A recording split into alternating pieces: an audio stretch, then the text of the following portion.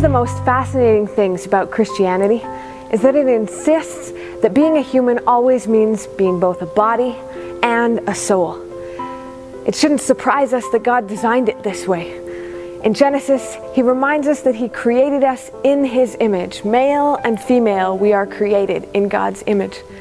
This means that something about what it means to be a human person in a body is a sign of how God works, how God loves, how God knows who we are.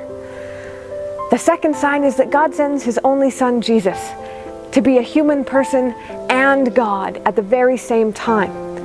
And yet Jesus shows up, born in a stable, and He learns to talk and to walk, and He figures out who He is. He gets lost in the temple. He spends time learning a trade, and eventually He starts His ministry. Jesus goes on to die on the cross and to rise again. And all of the things that He teaches us in and through His body, speaking and showing and guiding us.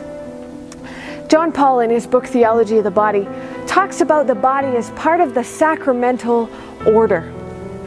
John Paul writes that a sacrament at its most simplest form is a visible sign of an invisible reality. Our bodies are capable of making visible what is invisible, the spiritual and the divine. So what does all this mean anyway? To be created in God's image, to learn to love like Jesus loved in and through His body, and to be a part of the sacramental order.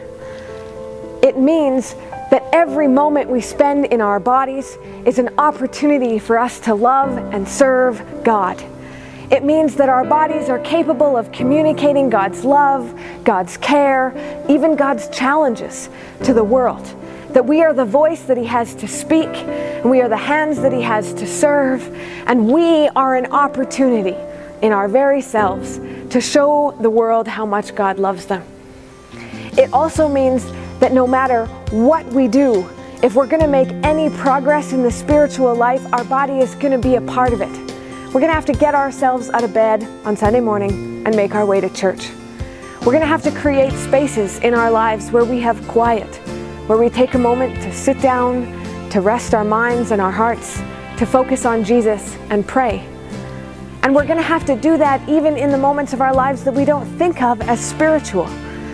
When we have an opportunity to tell the truth or to tell a lie, we make a choice with our bodies to make progress in answering God's call to be people of honesty and truth and integrity. It is in fact in every moment that we have a chance to honor God with our bodies and to make one more step towards the life that we'll live in heaven in eternity. And we can begin that life right now. So if you haven't taken a moment lately to think about what a gift your body is, take some time today to stop, to hear God's voice speaking in the sound of birds singing or the noise of a thunderstorm.